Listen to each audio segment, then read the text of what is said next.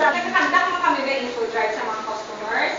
Mga customers, sino siya sa sara? Kaya mag-transpass, no? Ang turo ko mo yung refund. Depende sa inyo kung nililigatunod nyo. Pero syempre, sabi siya receipt. Ang mali nila. Pagbalik kasi mo, wala siya receipt. Wala na lang. Wala pa lang. Wala pa ito saan. Consideration ang inyo. Kasi kung mo, syempre kung mga small stores naman, doon, makal. Wala lang consideration lang.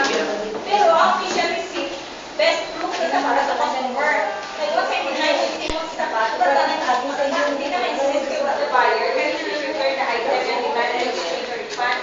Ang cellphone, pinahulog na ka na. Ano ba? Hindi mamayin. Kaya again, mabalik kita sa rule na pwede lang, may effect lang.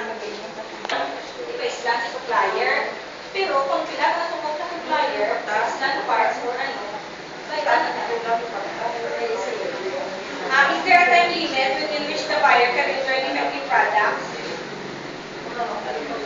May time limit nga within 1 day lang, pwede ka ulit.